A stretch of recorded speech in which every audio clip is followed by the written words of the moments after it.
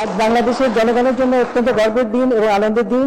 আওয়ামী লীগ সরকারের নিরলস প্রচেষ্টায় পারমাণবিক জ্বালানি গ্রহণের মধ্য দিয়ে রূপপুর পারমাণবিক বিদ্যুৎ কেন্দ্র আজ সফল পরিণতি লাভ করছে। প্রেসিডেন্ট জনাব ভ্লাদিমির পুতিনকে ব্যক্তিগতভাবে ধন্যবাদ জানাচ্ছি, কৃতজ্ঞতা জানাচ্ছি।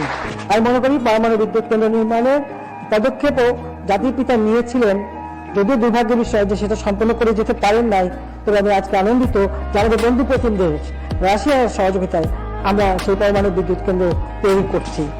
আমাদের দুই দেশের বন্ধুত্ব, বাংলাদেশ রাশিয়ার বন্ধুত্ব অটুট থাকুক। সবাইকে ধন্যবাদ। জয় বাংলা, জয় বাংলাদেশ।